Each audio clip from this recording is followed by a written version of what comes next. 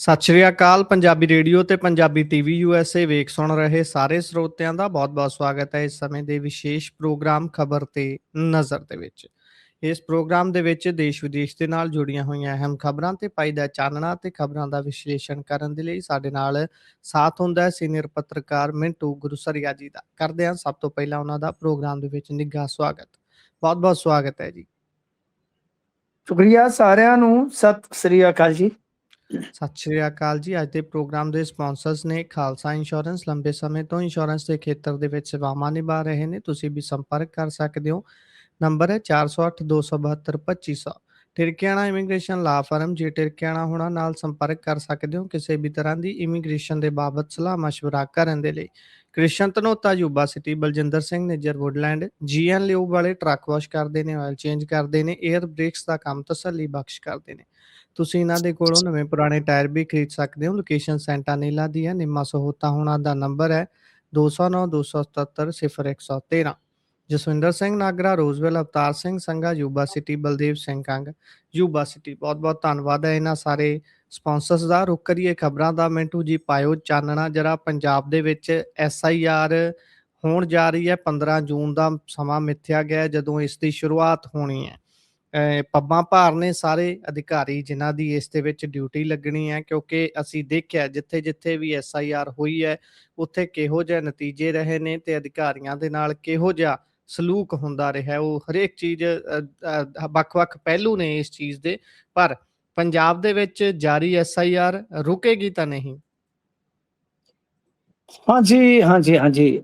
ਦੇਖੋ, ਬਿਲਕੁਲ ਜਿੱਦਾਂ ਤੁਸੀਂ ਦੱਸ ਹੀ ਦਿੱਤਾ ਹੈ ਕਿ ਭਾਈ ਇਹ ਇਮਕਾਨ ਹੈ ਕਿ ਹੁਣ ਇਹ ਗੱਲ ਨਹੀਂ ਰੁਕੇਗੀ। ਨਾ ਰੋਕੀ ਬਾਬਾ, ਰੋਕਿਆ ਨਹੀਂ ਰੁਕਣਾ ਹੀਰ ਨੇ। ਇਹ SIR ਜਿਹੜੀ ਹੈ ਹੁਣ ਤੇ ਨਹੀਂ ਰੁਕੇਗੀ। ਇਹਦਾ ਵੱਡਾ ਕਾਰਨ ਹੈ ਜੀ, ਕਿਉਂਕਿ ਅੱਜ ਸੁਪਰੀਮ ਕੋਰਟ ਨੇ ਸਾਫ਼ ਕਰ ਦਿੱਤਾ ਹੈ, ਸਪਸ਼ਟ ਕਰ ਦਿੱਤਾ ਹੈ ਕਿ ਭਾਈ ਇਹ SIR ਜਿਹੜੀ ਹੈ ਕਾਨੂੰਨੀ ਕਸਵੱਟੀ ਤੇ ਜਾਇਜ਼ਤਾ ਰੱਖਦੀ ਹੈ। ਯਾਨੀ ਬਈ ਇਹਦੇ ਵਿੱਚ ਕੋਈ ਬਦਲਾਅ ਦੀ ਗੁੰਜਾਇਸ਼ ਨਹੀਂ। ਯਾਨੀ ਹੁਣ ਤੱਕ ਜੋ SIR ਨਾਲ ਜੁੜੀਆਂ ਪਟੀਸ਼ਨਾਂ ਸਨ, ਚੈਲੰਜ ਸਨ, ਗੁਰਪ੍ਰੀਤ, ਸਾਰੇ ਦੇ ਸਾਰੇ ਮਿੱਟੀ।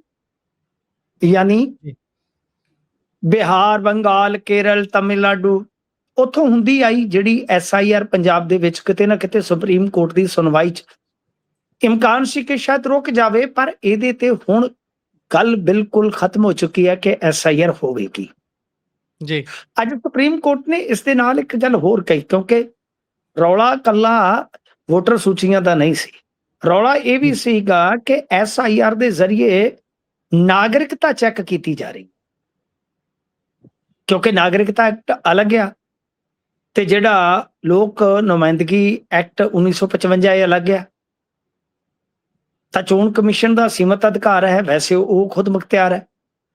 ਤਾਂ ਇਸ ਗੱਲ ਨੂੰ ਵੀ ਕਸਵੱਟੀ ਤੇ ਫਰਕ ਪਰਖਿਆ ਗਿਆ, ਕਾਨੂੰਨ ਦੀ ਕਸਵੱਟੀ ਤੇ। ਤਾਂ ਉਹਨਾਂ ਨੇ ਕਿਹਾ ਕਿ ਨਹੀਂ, ਨਾਗਰਿਕਤਾ ਚੈੱਕ ਕੀਤੀ ਜਾ ਸਕਦੀ ਹੈ ਕਮਿਸ਼ਨ ਵੱਲੋਂ, ਨਾਗਰਿਕਤਾ ਚੈੱਕ ਕੀਤੀ ਜਾ ਸਕਦੀ ਹੈ, ਤੇ ਪਰ ਉਹਦਾ ਇਸਤੇਮਾਲ ਵੋਟਰ ਸੂਚੀਆਂ ਦੇ ਸ਼ੁੱਧੀਕਰਨ ਤੇ ਜਾਂ ਵੋਟਰ ਸੂਚੀਆਂ ਨੂੰ ਕਹਿ ਲਓ ਕਿ ਅਪਡੇਟ ਕਰਨ ਵਾਸਤੇ ਕੀਤਾ ਜਾ ਸਕਦਾ ਹੈ।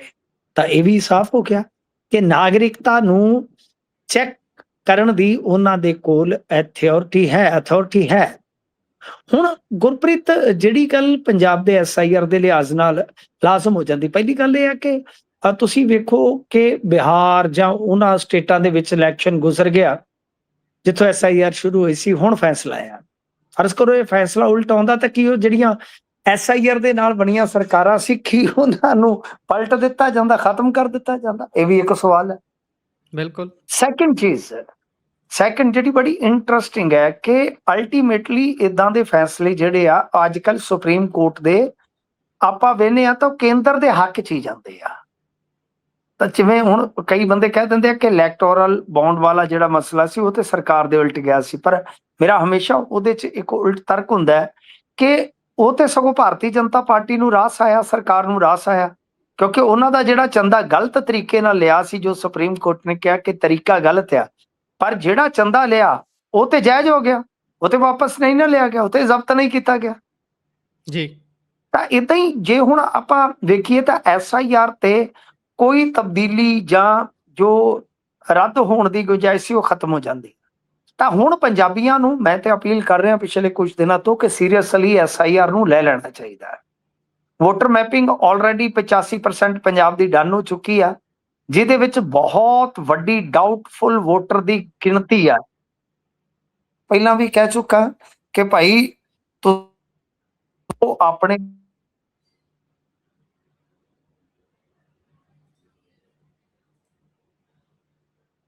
ਪਰ ਆਪਣੇ ਪੰਜਾਬੀ ਕੀ ਕਰ ਰਹੇ ਆ ਕਿ ਜੀ BLOs ਨੂੰ ਸਹਿਯੋਗ ਨਹੀਂ ਦੇ ਰਹੇ। ਗੁਰਪ੍ਰੀਤ, ਮੇਰੀ ਕਿਸੇ ਚੋਣ ਅਧਿਕਾਰੀ ਨਾਲ ਚੇਚੀ ਮੁਲਾਕਾਤ ਸੀ। ਉਹ ਚੋਣ ਜੀ ਅਧਿਕਾਰੀ ਮੈਨੂੰ ਚੇਚੇ ਤੌਰ ਤੇ ਆਏ ਸਨ ਕਿ ਸਾਡੀ ਹੋਰ ਤੇ ਕੋਈ ਗੱਲ ਹੀ ਨਹੀਂ ਸੁਣਦਾ ਜੀ, ਪੰਜਾਬੀ ਪੱਤਰਕਾਰ ਜਿਹੜੇ ਉਹ ਹੋਰ ਬੜੇ ਕੰਮਾਂ 'ਚ ਬਿਜ਼ੀ ਨੇ, ਕਿ ਜੀ ਤੁਸੀਂ ਅਪੀਲ ਕਰੋ। ਮੈਂ ਕਿਹਾ ਜੀ ਮੇਰੀ ਅਪੀਲ ਕਿਨੇ ਸੁਣਦੀ, ਘਰ ਦੇ ਨਹੀਂ ਸੁਣਦੇ ਕਈ ਵਾਰ। ਤਾਂ ਉਹ ਕਹਿੰਦੇ ਕਿ ਨਹੀਂ ਨਹੀਂ ਜ਼ਰੂਰੀ ਆ, ਤਾਂ ਤੁਸੀਂ ਆਪਦੇ ਪ੍ਰੋਗਰਾਮਾਂ 'ਚ ਨਿਰੰਤਰ ਮੁਸਲਸਲ ਇਹ ਗੱਲ ਕਰਦੇ ਜਾਓ। ਤਾਂ SIR ਦੇ ਮਾਮਲੇ 'ਚ ਪੰਜਾਬੀਆਂ ਨੂੰ ਇੱਕ ਤੇ ਇਹ ਆ ਕਿ ਸੀਰੀਅਸਲੀ ਲੈਣਾ ਸ਼ੁਰੂ ਕਰਨਾ ਚਾਹੀਦਾ ਹੈ। ਕਿਉਂਕਿ ਇੱਥੇ ਆਪਾਂ ਨੂੰ ਜਿਹੜੀ ਚੀਜ਼ ਈਜ਼ੀਲੀ ਅਵੇਲੇਬਲ ਹੁੰਦੀ ਆ ਉਹਦੀ ਵਕਤ ਘੱਟ ਲੱਗਦੀ ਆ। ਯਾਨੀ ਜੀ BLO ਆਉਂਦੇ ਆ, ਵਾਰ-ਵਾਰ ਘਰਾਂ 'ਚ ਆਉਂਦੇ, ਆਪਾਂ ਨੂੰ ਇਹ ਲੱਗਦਾ ਕਿ ਸਾਡੇ ਬੱਧੇ ਆ। ਪਰ ਜਿੱਦਣ ਜੀ ਤੁਹਾਡੀ ਵੋਟ ਕੱਟੀ ਗਈ, BLO ਨੇ ਤੁਹਾਡੀ ਦਹਲੀਜ਼ ਨਹੀਂ ਜੇ ਟੱਪਣੀ ਹੈ, ਮੈਂ ਤੁਹਾਨੂੰ ਦੱਸ ਦਿਆਂ। ਹੂੰ ਉਸ ਤੋਂ ਬਾਅਦ ਤੁਹਾਡਾ ਤੇ ਉਹਦਾ ਰਿਸ਼ਤਾ ਖਤਮ। ਤੇ ਫਿਰ ਜਿਹੜਾ ਬੂਥ ਲੈਵਲ ਅਧਿਕਾਰੀ ਆ ਉਹਨੇ ਕੱਟ ਕੇ ਜੇ ਡਿਲੀਸ਼ਨ ਪੈ ਗਈ ਤੇ ਉਸ ਤੋਂ ਬਾਅਦ ਤੁਸੀਂ ਇਤਰਾਜ਼ ਕਰੋਗੇ, ਫਿਰ SDM ਤੋਂ ਗਾਹ, ਫਿਰ ਗਾਹ ਅਥਾਰਟੀਆਂ ਕੋਲ ਚਲੇ ਜਾਏਗਾ। ਜਦੋਂ ਤੁਸੀਂ ਇਹਨਾਂ ਸਹਿਯੋਗ ਹੀ ਨਹੀਂ ਕਰੋਗੇ ਤੇ ਅਪੀਲਾਂ ਕਰਨ ਜੋਗਾ ਕਿੱਥੇ ਟਾਈਮ ਹੋਏਗਾ। ਤੇ ਇੱਕ ਵਾਰੀ ਵੋਟਰ ਸੂਚੀ ਚੋਂ ਬਾਹਰ ਹੋ ਗਏ ਤਾਂ ਸਮਝ ਲਓ ਕਿ ਬਹੁਤ ਵੱਡਾ ਮੁੱਦਾ ਹੋਏਗਾ, ਕਿਉਂਕਿ ਆਧਾਰ ਕਾਰਡ ਨੂੰ ਆਲਰੇਡੀ ਜਿਹੜਾ ਸੁਪਰੀਮ ਕੋਰਟ ਹੈ ਉਹ ਸਿਰਫ ਇੱਕ ਪਛਾਣ ਦਾ ਜ਼ਰੀਆ ਦੱਸ ਚੁੱਕਾ ਹੈ। ਉਹ ਕੋਈ ਤੁਹਾਡਾ ਰੈਜ਼ੀਡੈਂਸ਼ੀਅਲ ਪ੍ਰੂਫ ਨਹੀਂ ਹੈ। ਇਹ ਗੱਲ ਮੇਰੀ ਤੁਸੀਂ ਧਿਆਨ ਨਾਲ ਸੁਣ ਲੈਣਾ। ਸੋ 3 ਵਾਰੀ ਤੁਹਾਡੇ ਘਰਾਂ 'ਚ BLO ਆਏਗਾ। ਜਿਹੜੇ NRI ਆ BLO ਨਾਲ ਸੰਬੰਧ ਕਰਕੇ ਜਾਂ ਸੰਪਰਕ ਕਰਕੇ ਆਪਣੇ ਪਰਿਵਾਰਾਂ ਦੇ ਜ਼ਰੀਏ ਉਹ ਕਿਉਂਕਿ ਸਾਈਨ ਨਹੀਂ ਕਰ ਸਕਦੇ, ਉਹ ਡਾਕੂਮੈਂਟ ਨਹੀਂ ਦੇ ਸਕਦੇ, ਤਾਂ ਪਾਸਪੋਰਟ ਜਾਂ ਵੀਜ਼ਾ ਦੀ ਕਾਪੀ ਉਪਲਬਧ ਕਰਵਾ ਸਕਦੇ ਆ, ਜਿਨ੍ਹਾਂ ਕੋ ਮੈਨੂੰ ਚੋਣ ਅਧਿਕਾਰੀ ਨੇ ਦੱਸਿਆ। ਤਾਂ ਜਿਨ੍ਹਾਂ NRIs ਦੀ ਵੋਟ ਆ ਉਹਨਾਂ ਨੂੰ ਵੀ ਚੁਕੰਨੇ ਰਹਿਣਾ ਪਵੇਗਾ। ਸੋ ਇਹ ਕਾਫੀ ਜ਼ਰੂਰੀ ਹੋ ਗਿਆ, ਕਿਉਂਕਿ ਅੱਗੇ ਉਮੀਦ ਸੀ ਕਿ ਸ਼ਾਇਦ SIR ਤੇ ਰੋਕ ਲੱਗ ਜਾਵੇਗੀ, ਪਰ ਫਿਲਹਾਲ ਜਿਸ ਤਰ੍ਹਾਂ ਤੁਸੀਂ ਸ਼ੁਰੂਆਤੀ ਖਬਰ 'ਚ ਦੱਸ ਹੀ ਦਿੱਤਾ ਹੈ ਕਿ SIR ਤੇ ਹੁਣ ਕੋਈ ਗੁੰਜਾਇਸ਼ ਨਹੀਂ, ਪੰਜਾਬ ਦੇ ਵਿੱਚ ਇਹ SIR ਜਾਰੀ ਰਹੇਗੀ। ਜੀ ਸੋ ਇਸ ਨੂੰ ਸੀਰੀਅਸ ਲੈਣ ਦੀ ਲੋੜ ਹੈ, ਜਿੱਦਾਂ ਤੁਸੀਂ ਦੱਸਿਆ, ਤੇ ਸੀਰੀਅਸ ਨਹੀਂ ਲਓਗੇ ਤਾਂ ਉਸ ਦਾ ਹਰਜਾਨਾ ਭਾਰੀ ਹੈ। ਖੈਰ, ਇਸ ਤੋਂ ਅੱਗੇ ਵਧੀਏ ਤਾਂ ਗੱਲ ਰਵਨੀਤ ਬਿੱਟੂ ਹੋਣਾ ਦੀ ਕਰਦੇ ਹਾਂ। ਰਵਨੀਤ ਬਿੱਟੂ ਹੋਣੀ ਕੱਲ ਖਾਸੇ ਅੱਗ ਬਬੂਲਾ ਹੋਏ ਨਜ਼ਰ ਆਏ। ਪੁਲਿਸ ਕਰਮਚਾਰੀਆਂ ਦੇ ਨਾਲ, ਪੁਲਿਸ ਅਧਿਕਾਰੀਆਂ ਦੇ ਨਾਲ, SSP ਦੇ ਨਾਲ ਉਹਨਾਂ ਦੀ ਤਲਖੀ ਸਭ ਨੇ ਦੇਖੀ, ਤੇ ਉਸ ਤੋਂ ਬਾਅਦ ਹੁਣ ਆਪ ਨੇ ਉਹਨਾਂ ਨੂੰ ਨਿਸ਼ਾਨੇ ਤੇ ਲਿਆ।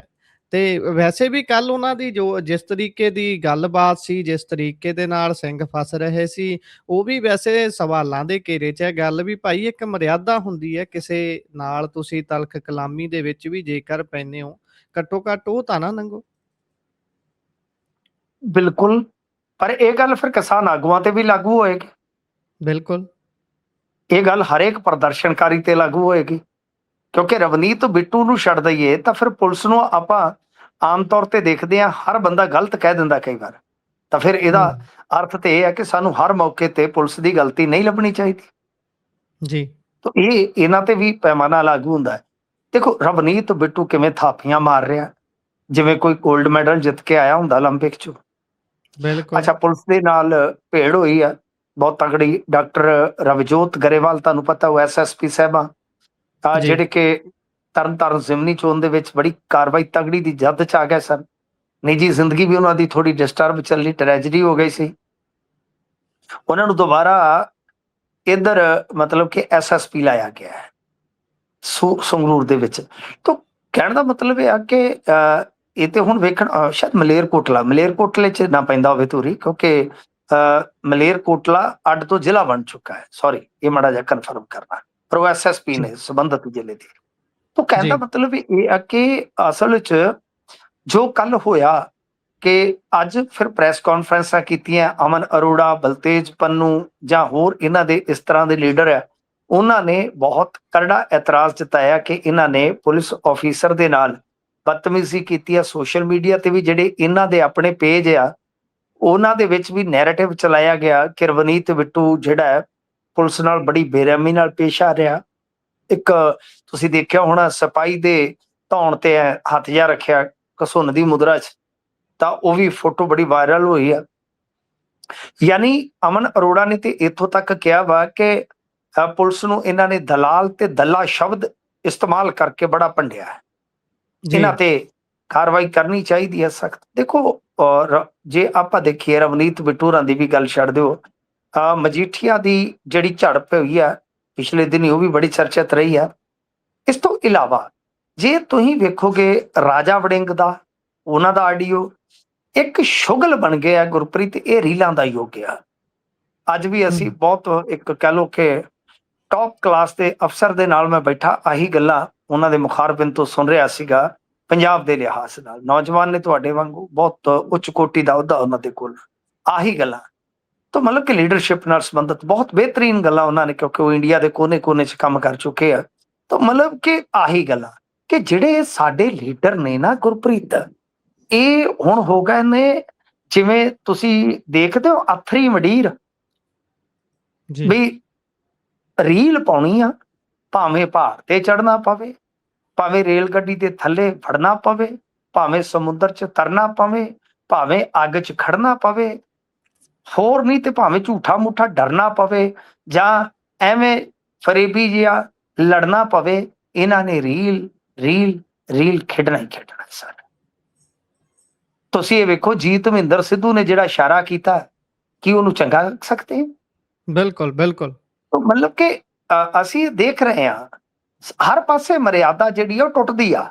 ਅੱਜ ਕੱਲ ਤੇ ਪੱਤਰਕਾਰਾਂ ਦਾ ਵੀ ਲਹਿਜ਼ਾ ਜਿਹੜਾ ਉਹ ਵੀ ਕਿਸੇ ਲੀਡਰ ਤੋਂ, ਅਥਰੇ ਲੀਡਰ ਤੋਂ ਘੱਟ ਨਹੀਂ ਹੈ। ਆਮ ਤੌਰ ਤੇ ਪੱਤਰਕਾਰਾਂ ਨੂੰ ਬਹੁਤ ਲਿਆਕਤੀ ਵਿਅਕਤੀ ਸਮਝਿਆ ਜਾਂਦਾ ਹੈ।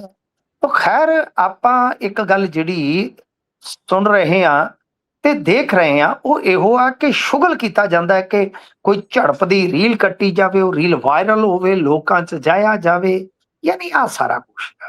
ਹੁਣ ਆਈਏ ਰਵਨੀਤ ਬਿੱਟੂ ਤੇ। ਰਵਨੀਤ ਬਿੱਟੂ ਬਾਰੇ ਅੱਜ ਇਹਨਾਂ ਨੇ ਪ੍ਰੈਸ ਕਾਨਫਰੰਸਾਂ ਕੀਤੀਆਂ ਨੇ। ਮੈਂ ਇਹਨਾਂ ਨੂੰ ਸਵਾਲ ਕਰਨਾ ਚਾਹੁੰਦਾ ਕਿ ਜੇ ਤੁਹਾਨੂੰ ਲੇਡੀ ਪੁਲਿਸ ਅਫਸਰਾਂ ਦੀ ਇੰਨੀ ਹੀ ਬਈ ਫਿਕਰਮੰਦੀ ਹੈ, ਤੁਹਾਨੂੰ ਯਾਦ ਆ ਬੀਬੀ ਜੋਤੀ ਯਾਦਵ ਹੁੰਦੀ ਸੀਗੀ ਲੁਧਿਆਣੇ ਦੀ ACP ਉਸ ਵੇਲੇ, ਯਾਦ ਹੈ? ਤੇ ਇਹਨਾਂ ਦੀ ਜਿਹੜੀ ਬੀਬੀ ਸ਼ੀਨਾ ਆ ਜੀ, ਰਜਿੰਦਰਪਾਲ ਕੌਰ ਸ਼ੀਨਾ ਨੇ ਕਿਸ ਤਰ੍ਹਾਂ ਉਹਨਾਂ ਦੇ ਨਾਲ ਬਿਹੇਵ ਕੀਤਾ ਸੀਗਾ, ਯਾਦ ਹੋਣਾ ਤੁਹਾਨੂੰ ਜੀ, ਜਦੋਂ ਰੇਡ ਕਰਨ ਗਏ ਸਨ। ਤਾਂ ਗੁਰਪ੍ਰੀਤ, ਕੀ ਇਸ ਤਰ੍ਹਾਂ ਦੀ ਜਿਹੜੀ ਸਾਡੀ ਪਹੁੰਚ ਉਹ ਠੀਕ ਆ ਕਿ ਤੁਸੀਂ ਆਪਦੇ ਮਾਮਲੇ 'ਚ ਕੁਝ ਹੋਰ ਤਰ੍ਹਾਂ ਸੋਚਦੇ ਹੋ, ਅਗਲੇ ਦੇ ਮਾਮਲੇ 'ਚ ਹੋਰ ਤਰ੍ਹਾਂ? ਰਵਨੀਤ ਬਿੱਟੂ ਨੇ ਕਿਹਾ ਕਿ ਮੇਰੀ ਤੇ ਪੱਗ ਲਾਹਣ ਵਾਲੀ ਕਰਤੀ ਸੀ ਇਹਨਾਂ ਨੇ, ਫਿਰ ਮੈਂ ਆਪਦੀ ਪੱਗ ਬਚਾਉਣ ਵਾਸਤੇ ਤਾਂ ਜੋ ਮੈਨੂੰ ਕਰਨਾ ਪਿਆ ਤੇ ਮੈਂ ਕਰਾਂਗਾ, ਤੇ ਜੋ ਕਰ ਸਕਦਾ ਸੀ ਕੀਤਾ ਮੈਂ ਜੀ। ਹੁਣ ਅਸੀਂ ਇਹਨਾਂ ਗੱਲਾਂ ਤੋਂ ਅੱਗੇ ਹੋਰ ਵੱਧ ਕੇ ਸੋਚਦੇ ਹਾਂ। ਮੈਂ ਸਮਝਦਾ ਹਾਂ ਕਿ ਸਾਨੂੰ ਮੁੱਦੇ ਦੀ ਗੱਲ ਕਰਨੀ ਚਾਹੀਦੀ ਆ। ਇਹ ਸਿਆਸਤਦਾਨ ਨੇ, ਇਹਨਾਂ ਦੀ ਨੌਟੰਕੀ, ਇਹਨਾਂ ਦੇ ਨਾਟਕ, ਇਹਨਾਂ ਦਾ ਸਾਰਾ ਕੁਝ ਚੱਲਦਾ ਰਹਿਣਾ। ਗੱਲ ਇਹ ਆ ਕਿ ਰਵਨੀਤ ਬਿੱਟੂ ਨੂੰ ਉੱਥੇ ਪਹੁੰਚਣ ਦੀ ਨੌਬਤ ਕਿਉਂ ਆਈ ਜੀ? ਇਹਨਾਂ ਨੇ ਓਂਕਾਰ ਸਿੰਘ ਨੂੰ ਹਿਰਾਸਤ 'ਚ ਲਿਆ ਹੀ ਕਿਉਂ, ਜਿੱਥੇ ਦੂਜੇ ਤੁਰੇ ਫਿਰਦੇ ਸੀ? ਕਿਉਂਕਿ ਓਂਕਾਰ ਸਿੰਘ ਧੂਰੀ ਦੇ ਵਿੱਚ ਕੰਮ ਕਰਨ ਵਾਲਾ ਵਿਅਕਤੀ ਹੈ, ਧੂਰੀ ਦੇ ਵਿੱਚ ਕੰਮ ਕਰ ਰਿਹਾ ਹੈ। ਤੇ ਜਦੋਂ ਭਗਵੰਤ ਮਾਨ ਮੁੱਖ ਮੰਤਰੀ ਸਨ, ਭਗਵੰਤ ਮਾਨ ਜੀ ਦਾ ਸਾਰਾ ਕੰਮ ਕਰ ਓਂਕਾਰ ਹੀ ਸਾਂਭਦਾ ਸੀ। ਜੇ ਉਦੋਂ ਧੂਰੀ ਉਹਨੇ ਸਿੰਘਾਂ ਤੇ ਚੁੱਕ ਕੇ ਭੁੰਜੇ ਨਹੀਂ ਸੁੱਟਿਆ, ਤੇ ਹੁਣ ਕੀ ਆਖਰ ਆ ਚੱਲੀ ਸੀ ਜੀ? ਯਾਨੀ ਤੁਸੀਂ ਉਹਨੂੰ ਹਿਰਾਸਤ 'ਚ ਲੈ ਲਿਆ, ਤੇ ਜੇ ਉਹਦਾ ਕੋਈ ਓਫੈਂਸ ਸੀ, ਫਿਰ ਤੁਸੀਂ ਰਵਨੀਤ ਬਿੱਟੂ ਦੇ ਡਰਾਮੇ ਤੋਂ ਬਾਅਦ ਉਹਨੂੰ ਛੱਡਿਆ ਕਿਉਂ? ਤਾਂ ਗੱਲ ਤੇ ਇਹ ਹੈ ਨਾ ਕਿ ਤੁਸੀਂ ਇਸ ਤਰ੍ਹਾਂ ਦੀ ਸਿਚੁਏਸ਼ਨ ਜਿਹੜੀ ਬਣਾਈ ਕਿਉਂ? ਤੁਹਾਡੇ MLA ਵੀ ਤੇ ਦੂਜੇ ਹਲਕਿਆਂ 'ਚ ਤੁਰੇ ਜਾਂਦੇ ਫੜੇ ਹੀ ਆ ਨਾ, ਦੇਖੇ ਹੀ ਆ ਨਾ ਲੋਕਾਂ ਨੇ। ਤਾਂ ਮੇਰੇ ਖਿਆਲ ਦੇ ਨਾਲ ਇਸ ਤਰ੍ਹਾਂ ਦੀਆਂ ਗੱਲਾਂ ਦੇ ਵਿੱਚ ਰਵਨੀਤ ਬਿੱਟੂ ਬਹੁਤ ਉੱਭਰ ਰਹੇ ਨੇ ਤੇਜ਼ੀ ਨਾਲ। ਹਾਲਾਂਕਿ ਉਹਨਾਂ ਦੇ ਆਪਦੇ ਭਰਾਤਾ ਜਿਹੜੇ ਆ, ਉਹ ਤੁਹਾਨੂੰ ਪਤਾ ਪੁਲਿਸ ਦੇ ਵਿੱਚ ਭਰਤੀ ਹੋ ਗਏ, ਉਹਨਾਂ ਲਈ ਸ਼ਰਤਾਂ 'ਚ ਛੋਟ, ਤੇ ਹੁਣ ਤੇ ਪਿੱਛੇ ਜੇ ਮਾਨ ਸਰਕਾਰ 'ਚ ਹੀ ਉਹਨਾਂ ਨੂੰ ਤਰੱਕੀ ਮਿਲੀ ਹੈ। ਇੰਟਰਸਟਿੰਗ ਗੱਲ ਦੱਸਾਂ ਤੁਹਾਨੂੰ, ਔਰ ਉਹਨਾਂ ਦੀ ਪੋਸਟਿੰਗ ਵੀ ਬਹੁਤ ਵਧੀਆ ਜਗ੍ਹਾ ਤੇ ਹੋਈ ਆ। ਤਾਂ ਰਵਨੀਤ ਬਿੱਟੂ ਹੋਰਾਂ ਦੇ ਮਾਮਲੇ ਦੇ ਵਿੱਚ ਹਮੇਸ਼ਾ ਇੱਕ ਸ਼ੱਕ ਦਾ ਚਸ਼ਮਾ ਪਹਿਨ ਕੇ ਦੇਖਿਆ ਜਾਂਦਾ ਹੈ ਕਿ ਕੀ ਰਵਨੀਤ ਬਿੱਟੂ ਨੂੰ ਬਹੁਤ ਵੱਡਾ ਲੀਡਰ ਨਹੀਂ ਬਣਾਇਆ ਜਾ ਰਿਹਾ, ਤੇ ਜੀ ਜੱਗ ਜਾਰ ਨੇ ਯਾਰੀਆਂ ਪੁਰਾਣੀਆਂ। ਤਾਂ ਇਸ ਕਰਕੇ ਮੇਰਾ ਤੇ ਸਵਾਲ ਇਹਨਾਂ ਨੂੰ ਆ ਕਿ ਭਾਈ ਤੁਸੀਂ ਇਸ ਤਰ੍ਹਾਂ ਦੀ ਸਿਚੁਏਸ਼ਨ ਜਿਹੜੀ ਆ ਉਹ ਕ੍ਰੀਏਟ ਹੀ ਕਿਉਂ ਹੋਣ ਦਿੱਤੀ ਜਾਂ ਕੀਤੀ ਆ ਕਿ ਜਿਹਦੇ ਵਿੱਚ ਰਵਨੀਤ ਬਿੱਟੂ ਵਰਗੇ ਫਾਇਦਾ ਚੁੱਕ ਗਏ, ਜਾਂ ਇਸ ਤਰ੍ਹਾਂ ਪੁਲਿਸ ਦੇ ਨਾਲ ਇੱਕ ਭੇਡ ਦੇ ਵਿੱਚ ਨਜ਼ਰ ਆਏ ਨੇ। ਬਿਲਕੁਲ, ਬਿਲਕੁਲ। ਉਹ ਜੀਤਮਿੰਦਰ ਸਿੱਧੂ ਹੋਣਾ ਵਾਲੀ ਤੁਸੀਂ ਗੱਲ ਕੀਤੀ ਹੈ, ਉਹ ਆਲੇ-ਦੁਆਲੇ ਖੜੇ ਲੋਕਾਂ ਦੀ ਮਾਨਸਿਕਤਾ ਤੇ ਬੜਾ ਮੈਂ ਹੈਰਾਨ ਸੀ। ਜਿੱਦਾਂ ਹੀ ਉਹ ਇਸ਼ਾਰਾ ਕਰਦੇ ਨੇ ਸਿੱਧੂ ਹੋਣੀ, ਉਹ ਨਾਲ ਦੇ ਜਦੋਂ ਚੀਕਾਂ ਮਾਰਦੇ ਨੇ ਬੜਾ ਚਾਅ ਚੜ੍ਹ ਜਾਂਦਾ, ਜਿੱਦਾਂ ਬਹੁਤ ਮੈਡਲ ਪਾਤਾ ਹੋਵੇ ਜੀਤਮਿੰਦਰ ਸਿੱਧੂ ਹੋਣਾ ਨੂੰ ਕਿਸੇ ਨੇ, ਤੇ ਉਸ ਦੀ ਖੁਸ਼ੀ ਮਨਾ ਰਹੇ ਹੋਣ। ਆਹ ਤਾਂ ਸਾਡੀ ਮਾਨਸਿਕਤਾ, ਇੱਥੇ ਕ ਅਸੀਂ ਖੜੇ ਹਾਂ ਲੋਕ।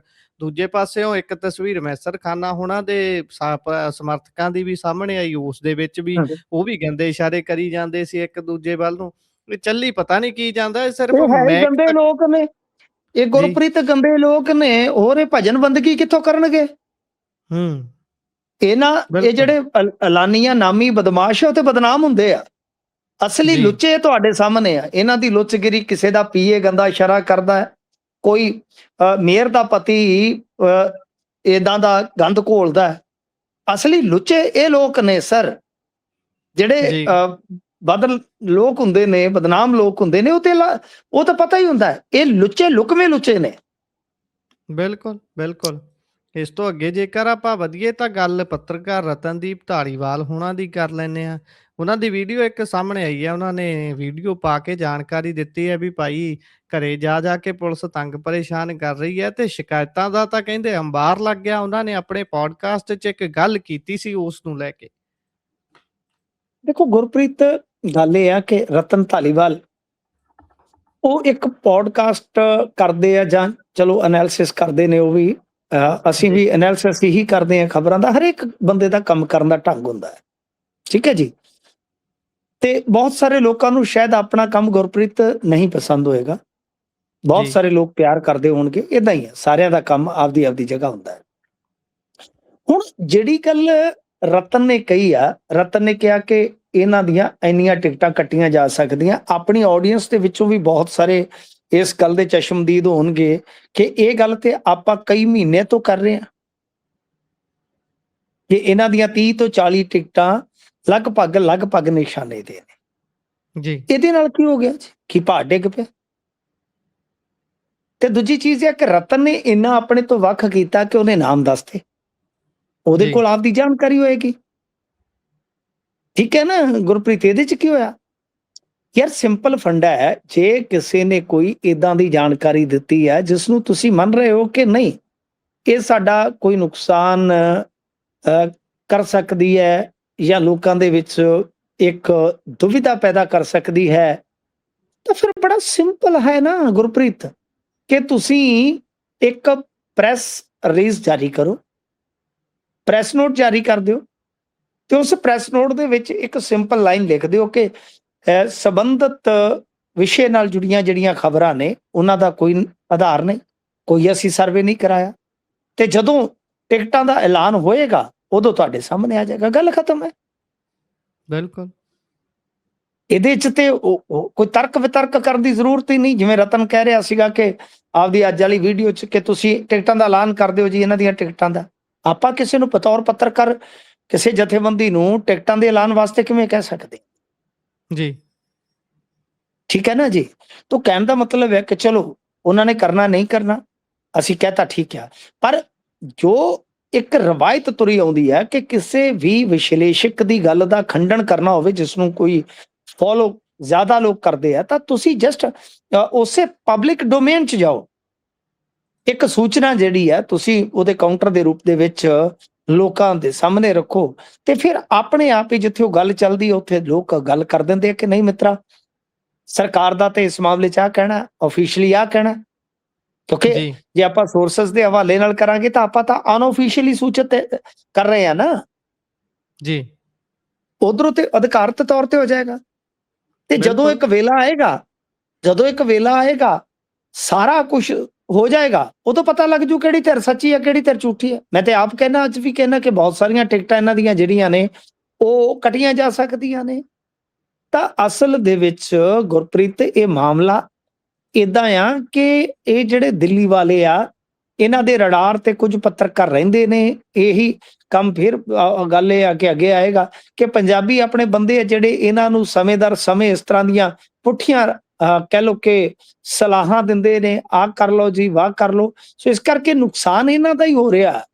ਹੁਣ ਤੁਸੀਂ ਇਹ ਵੇਖੋ ਕਿ ਇਹਨਾਂ ਨੇ ਵਿਧਾਇਕਾਂ ਤੋਂ ਸ਼ਿਕਾਇਤਾਂ ਦਵਾਈਆਂ ਨੇ, ਤੇ ਰਤਨ ਦੇ ਨੇੜਲੇ ਇੱਕ ਸਾਥੀ ਨੇ ਦੱਸਿਆ ਕਿ ਭਾਈ ਇਹ ਤੇ ਸ਼ਾਇਦ ਸ਼ਿਕਾਇਤਾਂ ਦੀ ਗਿਣਤੀ 30 ਤੋਂ ਵੀ ਵੱਧ ਸਕਦੀ ਹੈ। ਯਾਨੀ ਸਾਰੇ ਦੇ ਸਾਰੇ ਵਿਧਾਇਕਾਂ ਨੇ ਜੇ ਆਪੋ ਆਪਣੇ ਹਲਕੇ ਦੇ ਵਿੱਚ ਕਹਿ ਲਓ ਕਿ ਕੰਪਲੇਂਟ ਕੀਤੀ ਆ, ਤਾਂ ਗੁਰਪ੍ਰੀਤ ਫਿਰ ਇਹਦਾ ਮਤਲਬ ਤੇ ਇਹ ਆ ਨਾ ਕਿ ਕਈ ਜ਼ਿਲ੍ਹਿਆਂ ਦਾ ਮਾਮਲਾ ਬਣ ਗਿਆ, ਕਈ ਜ਼ਿਲ੍ਹਿਆਂ ਦਾ ਮਾਮਲਾ ਬਣ ਗਿਆ। ਉਹ ਵੀ ਤੁਸੀਂ ਪੁਲਿਸ ਨੂੰ ਸਿੱਧੀ ਸ਼ਿਕਾਇਤ ਕਰ ਦਿੱਤੀ ਹੈ। ਤੇ ਜੇ ਕਿਸੇ ਵਿਧਾਇਕ ਨੂੰ ਲੱਗਦਾ ਹੈ ਕਿ ਉਹਦਾ ਭਾਈ ਕੋਈ ਕੈਰੀਅਰ ਨੁਕਸਾਨਿਆ ਗਿਆ, ਕੋਈ ਯਾਨੀ ਕੋਈ ਛਵੀ ਖਰਾਬ ਹੋਈ ਹੈ, ਉਹਨਾਂ ਦੇ ਕੋਲ ਦੋ ਰਸਤੇ ਹੋਰ ਵੀ ਸਨ। ਪੱਤਰਕਾਰ ਨੂੰ ਨੋਟਿਸ ਕੱਢਿਆ ਜਾ ਸਕਦਾ ਸੀ, ਪ੍ਰੈਸ ਕਾਨਫਰੰਸ ਕੀਤੀ ਜਾ ਸਕਦੀ ਸੀ। ਤੀਜਾ ਇਹ ਹੈ ਕਿ ਤੁਸੀਂ ਵਿਧਾਨ ਸਭਾ ਦੇ ਸਪੀਕਰ ਨੂੰ ਲਿਖ ਸਕਦੇ ਸੀ। ਤੇ ਤੁਸੀਂ ਤੇ ਸਿੱਧਾ ਪੱਤਰਕਾਰ ਦੇ ਘਰੇ ਪੁਲਿਸ ਦੇ ਛਾਪੇ ਪਵਾਤੇ ਨੇ। ਇਸ ਕਰਕੇ ਇਸ ਸਰਕਾਰ ਦਾ ਆਪਣਾ ਹੀ ਨੁਕਸਾਨ ਹੈ ਗੁਰਪ੍ਰੀਤ। ਇਹਨਾਂ ਦਿਨਾਂ ਦੇ ਵਿੱਚ ਆ ਕੇ ਮੈਂ ਇੱਕ ਮੰਤਰੀ ਦੀ ਅੱਜ ਵੀ ਗੱਲ ਦੱਸੀ ਸੀਗੀ, ਮੈਨੂੰ ਪਤਾ ਲੱਗਿਆ।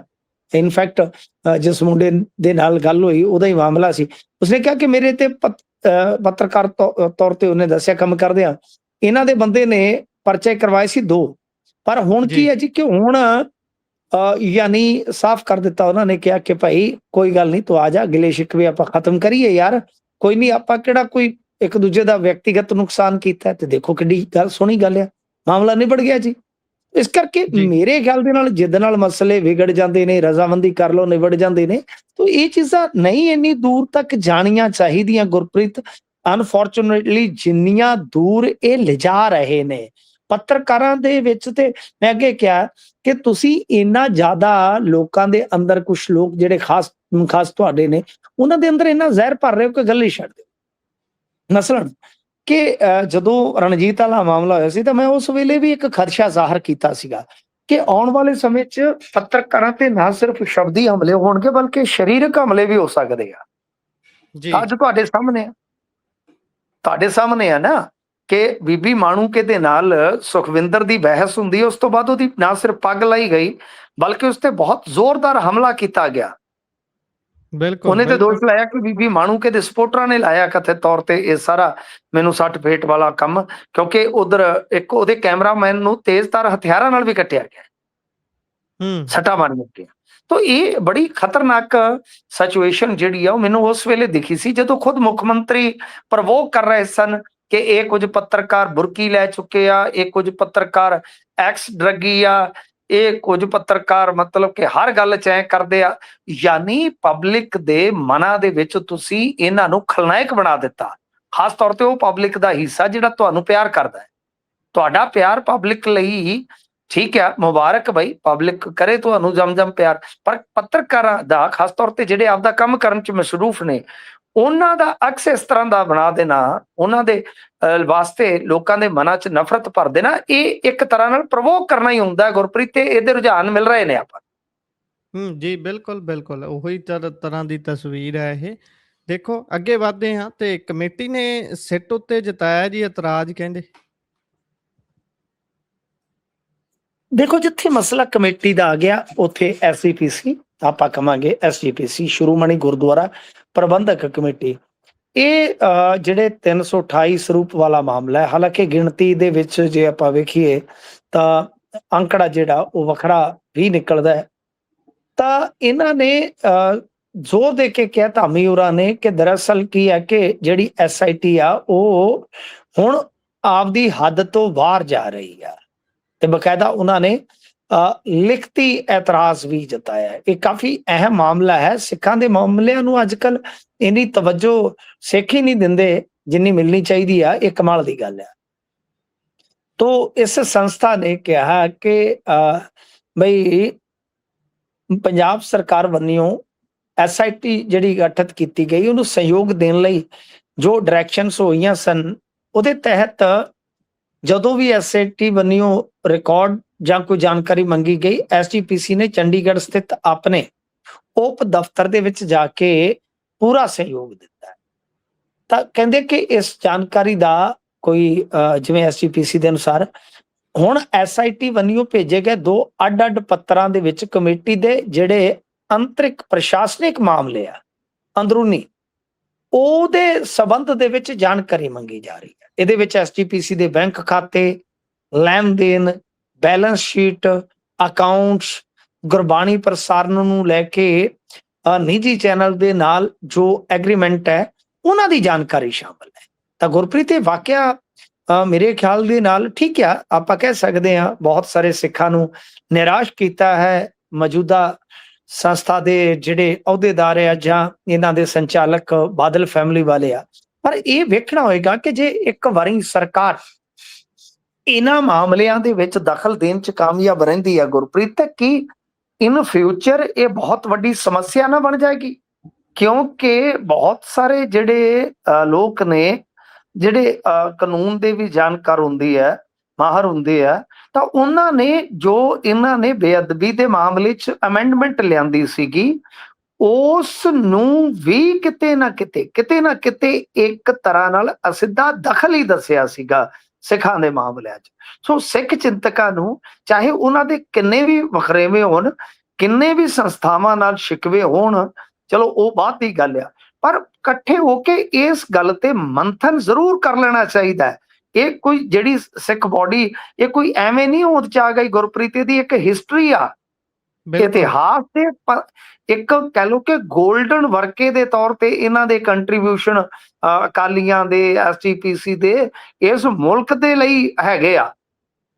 ਤੋ ਇਹ ਬੜਾ ਮਹਾਤਮਾ ਗਾਂਧੀ ਵਰਗੇ ਜਿਨ੍ਹਾਂ ਨੂੰ ਕਈ ਦੇਸ਼ਾਂ ਦੇ ਮਹਾਨ ਲੋਕ ਫੋਲੋ ਕਰਦੇ ਆ, ਮਹਾਤਮਾ ਗਾਂਧੀ ਵਰਗਿਆਂ ਨੇ ਵੀ ਲੋਹਾ ਮੰਨਿਆ ਅਕਾਲੀਆਂ ਦਾ ਜਦੋਂ ਚਾਬੀਆਂ ਦਾ ਮੋਰਚਾ ਲੱਗਾ। ਤਾਂ ਸਾਨੂੰ ਘੱਟੋ ਘੱਟ ਮੇਰੇ ਖਿਆਲ ਦੇ ਨਾਲ, ਦੇਖੋ ਮੇਰੀ ਕੋਈ ਤੌਫੀਕ ਨਹੀਂ, ਮੇਰੀ ਕੋਈ ਔਕਾਤ ਨਹੀਂ ਹੈ, ਪਰ ਮੈਂ ਵਾਰ-ਵਾਰ ਅਪੀਲ ਕਰਾਂਗਾ ਕਿ ਕਿਤੇ ਲੜਦੇ ਤੁਸੀਂ ਇੰਨੇ ਲਾਚਾਰ ਨਾ ਹੋ ਜਾਇਓ ਕਿ ਮੁੜ ਕੇ ਸੰਸਥਾ 'ਚ ਬੇਸ਼ੱਕ ਲੀਡਰਸ਼ਿਪ ਦੀ ਕੋਈ ਤਬਦੀਲੀ ਵੀ ਹੋ ਜਾਵੇ ਕੱਲ ਨੂੰ, ਪਰ ਤਦ ਤੱਕ ਬਹੁਤ ਦੇਰ ਹੋ ਚੁੱਕੀ ਹੋਵੇ।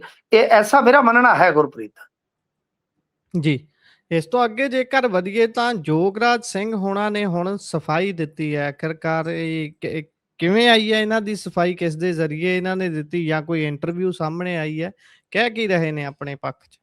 ਦੇਖੋ ਗੱਲ ਇਹ ਹੈ ਕਿ ਇਹਦਾ ਤੇ ਮਾਮਲਾ ਜਿਹੜਾ ਹੈ ਨਾ ਯੋਗਰਾਜ ਸਿੰਘ ਦਾ, ਉਹ ਵਿਗੜ ਗਿਆ ਹੈ। ਤੇ ਯੋਗਰਾਜ ਸਿੰਘ ਕੋਰਟ ਦੇ ਵਿੱਚ ਗਏ ਸਨ ਜ਼ਮਾਨਤ ਵਾਸਤੇ। ਕੋਰਟ ਦੇ ਵਿੱਚ ਇਹਨਾਂ ਨੇ ਜਾ ਕੇ ਇਹ ਗੱਲ ਕਹੀ ਸੀਗੀ ਕਿ ਸਾਡਾ ਐਗਰੀਮੈਂਟ ਆ ਤੇ ਸਾਨੂੰ ਉਹ ਡਾਇਲੌਗ ਜਿਹੜੇ ਆ ਬੋਲਣੇ ਪੈਣੇ ਸੀਗੇ ਜੀ, ਇਦਾਂ ਆ ਉਦਾਂ ਆ। ਤਾਂ ਉੱਥੇ ਕੋਰਟ ਨੇ ਇਹਨਾਂ ਦੀਆਂ ਦਲੀਲਾਂ ਦੇ ਨਾਲ ਅਸਹਿਮਤੀ ਜਤਾਉਂਦਿਆਂ ਜ਼ਮਾਨਤ ਅਰਜੀ ਜਿਹੜੀ ਸੀ ਉਹ ਖਾਰਜ ਕਰ ਦਿੱਤੀ ਹੈ। ਤਾਂ ਹੁਣ ਰਸਤਾ ਬਣਦਾ ਜੀ ਕਹਿ ਲਓ ਕਿ ਕਿਤੇ ਨਾ ਕਿਤੇ ਹਾਈ ਕੋਰਟ ਦਾ, ਕਿ ਤੁਸੀਂ ਹਾਈ ਕੋਰਟ ਦੇ ਵਿੱਚ ਜਾਓ। ਤੇ ਦੂਜੇ ਪਾਸੇ ਜੇ ਆਪਾਂ ਡਿਟੇਲਡ ਆਰਡਰ ਦੀ ਗੱਲ ਕਰੀਏ ਤਾਂ ਵੈਬ ਸੀਰੀਜ਼ ਲੁੱਖੇ ਆ, ਇਹਦਾ ਨਾ ਵੈਸੇ ਲੁੱਖੇ ਕਾਹਤੋਂ ਲੁੱਚੇ ਹੀ ਰੱਖ ਦੇਣਾ ਸੀਗਾ ਕਿ ਇਹਦੇ ਚ ਸੈਸ਼ਨ ਜੱਜ ਜਿਹੜੇ ਆ HS ਗਰੇਵਾਲ, ਠੀਕ ਹੈ ਜੀ, ਉਹਨਾਂ ਦੀ ਅਦਾਲਤ ਨੇ ਕਿਹਾ ਕਿ ਵੀਡੀਓ ਕਲਿੱਪ ਦੇ ਵਿੱਚ ਇਸਤੇਮਾਲ ਕੀਤੀ ਗਈ ਭਾਸ਼ਾ ਬੇਹੱਦ ਹੀ ਅਪਮਾਨਜਨਕ ਤੇ ਬਹੁਤ ਹੀ ਜ਼ਿਆਦਾ ਅਸਭਿਅਕ ਆ, ਤੇ ਇਹਦੇ ਵਿੱਚ ਪੂਰੇ ਔਰਤ ਨੂੰ ਅਪਮਾਨਿਤ ਕਰਨ ਵਾਲਾ ਕਹਿ ਲਓ ਕਿ ਕੰਟੈਂਟ ਹੈ। ਤੇ ਇਧਰ ਯੋਗਰਾਜ ਸਿੰਘ ਵੱਲੋਂ ਜਿਹੜੇ ਵਕੀਲ ਪੇਸ਼ ਹੋਏ ਨੇ ਉਹਨਾਂ ਸਫਾਈ ਦਿੱਤੀ ਕਿ ਸਕ੍ਰਿਪਟ ਦੇ ਮੁਤਾਬਕ ਹੀ ਕਿਰਦਾਰ ਨਿਭਾਇਆ ਗਿਆ ਤੇ ਨਾਲ। ਪਰ ਦੂਜੇ ਪਾਸੇ ਜਦੋਂ ਬੋਲਣ ਦੀ ਆਜ਼ਾਦੀ ਦੇ ਸੈਂਕਸ਼ਨ ਦੀ ਗੱਲ ਕੀਤੀ ਗਈ, ਉਸ ਸੈਕਸ਼ਨ ਨੂੰ ਕਿਹਾ ਗਿਆ ਤਾਂ ਉੱਥੇ ਕਿਹਾ ਗਿਆ ਕਿ ਨਹੀਂ, ਬੋਲਣ ਦੀ ਆਜ਼ਾਦੀ ਦੀ ਵੀ ਇੱਕ ਹੱਦ ਹੈ। ਬੋਲਣ ਦੀ ਆਜ਼ਾਦੀ ਦਾ ਮਤਲਬ ਇਹ ਨਹੀਂ ਕਿ ਜੋ ਮੂੰਹ ਜਾਵੇ ਤੁਸੀਂ ਵਕ ਦਿਓ। ਤਾਂ ਦੂਜੇ ਪਾਸੇ ਸੈਸ਼ਨ ਜੱਜ ਨੇ ਇਹ ਵੀ ਕਿਹਾ ਕਿ ਮਾਮਲੇ ਦੀ ਜਾਂਚ ਅਜੇ ਪੂਰੀ ਨਹੀਂ ਹੋਈ, ਇਹ ਪਤਾ ਲਾਉਣਾ ਬਾਕੀ ਹੈ ਕਿ ਵੈਬ ਸੀਰੀਜ਼ ਦੇ ਕੰਟੈਂਟ ਨੂੰ ਤਿਆਰ ਕਰਨ ਤੇ ਰਿਲੀਜ਼ ਕਰਨ ਦੇ ਵਿੱਚ ਕੌਣ-ਕੌਣ ਸ਼ਾਮਲ ਸੀ, ਇਸ ਕਰਕੇ ਜਾਂਚ ਪੜਤਾਲ ਜ਼ਰੂਰੀ ਹੈ। ਤਾਂ ਕਹਿ ਲਈਏ ਕਿ ਯੋਗਰਾਜ ਦੀ ਇੱਕ ਤਰ੍ਹਾਂ ਨਾਲ ਕਸਟਡੀ ਨੂੰ ਹੀ ਜ਼ਰੂਰੀ ਮੰਨਿਆ ਕੋਰਟ ਨੇ ਫਿਲਹਾਲ। ਜੀ। ਇਸ ਤੋਂ ਅੱਗੇ ਜੇਕਰ ਆਪਾਂ ਗੱਲ ਕਰੀਏ ਤਾਂ ਸਵਾਤੀ ਮਾਲੀਵਾਲ ਕੋਰਟ ਵੱਲੋਂ ਤਲਬ ਕੀਤੇ ਗਏ ਨੇ। ਦੇਖੋ ਇਹ ਵੱਡੀ ਖਬਰ ਆਈ ਆ ਹੁਣੇ-ਹੁਣੇ, ਕਿਉਂਕਿ ਸਵਾਤੀ ਮਾਲੀਵਾਲ ਨੇ ਇੱਕ ਟਿੱਪਣੀ ਕੀਤੀ ਸੀਗੀ ਆਮ ਆਦਮੀ ਪਾਰਟੀ ਤੇ, ਭੇਡ ਬੱਕਰੀ ਕਿਹਾ ਇਹਨਾਂ ਨੂੰ, ਤੇ ਉਸ ਤੋਂ ਬਾਅਦ ਬੀਬੀ ਜਿਹੜੀ ਅਮਨਦੀਪ ਅਰੋੜਾ ਹਨ, ਡਾਕਟਰ ਅਮਨਦੀਪ ਕੌਰ ਅਰੋੜਾ ਮੋਗਾ ਤੋਂ ਵਿਧਾਇਕਾ ਨੇ, ਇਹਨਾਂ ਨੇ ਮਾਮਲਾ ਦਰਜ ਕਰਾ ਦਿੱਤਾ ਸੀਗਾ। ਤਾਂ ਹੁਣ ਮਤਲਬ ਇਹਨਾਂ ਨੇ ਜਦੋਂ ਮਾਮਲਾ ਦਰਜ ਕਰਾਇਆ ਤਾਂ ਫਿਰ ਅਦਾਲਤ ਨੇ 10 ਜੂਨ ਨੂੰ ਇਹਨਾਂ ਨੂੰ ਵਿਅਕਤੀਗਤ ਤੌਰ ਤੇ ਪੇਸ਼ ਹੋਣ ਦਾ ਹੁਕਮ ਦੇ ਦਿੱਤਾ। ਤਾਂ ਐਮਐਲਏ ਦਾ ਮੰਨਣਾ ਹੈ ਕਿ ਇਹ ਬੇਹੱਦ ਅਪਮਾਨਿਤ ਕਰਨ ਵਾਲੀ ਭਾਸ਼ਾ ਸੀਗੀ ਜਿਸ ਦਾ ਇਸਤੇਮਾਲ ਹੋਇਆ। ਤੇ 28 ਅਪ੍ਰੈਲ ਨੂੰ ਤੁਹਾਨੂੰ ਪਤਾ ਹੈ ਸਵਾਤੀ ਮਾਲੀਵਾਲ ਤੇ ਜੁਆਇਨ ਕਰ ਗਏ ਸਨ ਆਫੀਸ਼ੀਅਲੀ, ਕਦੇ ਇਹਨਾਂ ਦੇ ਸਾਥੀ ਸਨ। ਦੇਖੋ ਠੀਕ ਆ, ਇਹ ਗੱਲ ਮੈਂ ਸਮਝਦਾ ਕਿ ਕਿਸੇ ਨੂੰ ਵੀ ਇਦਾਂ ਨਹੀਂ ਕਹਿਣਾ ਚਾਹੀਦਾ। ਅਸੀਂ ਤੇ ਛੇਤੀ ਕੀਤੇ ਆ, ਹੁਣ ਵੈਸੇ ਚਲੋ ਭਗਤ ਸ਼ਬਦ ਕਾਮਨ ਹੋ ਗਿਆ, ਮੈਂ ਤੇ ਪਹਿਲਾਂ ਇਹ ਵੀ ਇਸਤੇਮਾਲ ਨਹੀਂ ਸੀ ਕਰਦਾ ਕਿਸੇ ਵਾਸਤੇ। ਠੀਕ ਆ, ਇਹਨਾਂ ਨੇ ਜੋ ਕਿਹਾ ਹੁਣ ਇਹ ਤੇ ਨਿਬੜਨਗੇ। ਪਰ ਗੁਰਪ੍ਰੀਤ ਇੱਕ ਗੱਲ ਬੜੀ ਦਿਲਚਸਪ ਆ ਕਿ ਜਦੋਂ ਤੁਸੀਂ ਕਿਸੇ ਨੂੰ ਮੰਦਬੁੱਧੀ ਕਹਿੰਦੇ ਔਰ ਤੁਹਾਡੇ ਮੁੱਖ ਮੰਤਰੀ ਤੱਕ ਨੇ ਕਿਹਾ ਜੀ, ਕੀ ਇਹ ਕਿਸੇ ਦਾ ਅਪਮਾਨ ਨਹੀਂ ਹੈ? ਜਦੋਂ ਤੁਸੀਂ ਦੂਜੀਆਂ ਪਾਰਟੀਆਂ ਦੀ ਬੇਇੱਜ਼ਤੀ ਕਰਦੇ ਹੋ, ਲੀਡਰਾਂ ਦੀ ਬੇਇੱਜ਼ਤੀ ਕਰਦੇ ਹੋ ਜਨਤਕ ਮੰਚਾਂ ਤੋਂ, ਕੀ ਇਹ ਬੇਇੱਜ਼ਤੀ ਨਹੀਂ ਹੈ? ਜੇ ਬੇਇੱਜ਼ਤੀ ਦਾ ਪੈਮਾਨਾ ਦੇਖੀਏ ਤੇ ਇਹ ਵੀ ਤਾਂ ਦੋਗਲਾ ਨਹੀਂ ਨਾ ਹੋਣਾ ਚਾਹੀਦਾ। ਬਿਲਕੁਲ। ਇਸੇ ਦੇ ਨਾਲ ਪ੍ਰੋਗਰਾਮ ਦਾ ਸਮਾਂ ਇੱਥੇ ਹੀ ਸਮਾਪਤ ਹੁੰਦਾ ਹੈ। ਤੁਸੀਂ ਜੁੜੇ ਜਾਣਕਾਰੀਆਂ ਸਾਂਝੀਆਂ ਕੀਤੀਆਂ, ਬਹੁਤ ਬਹੁਤ ਧੰਨਵਾਦ ਜੀ। ਧੰਨਵਾਦ ਜੀ।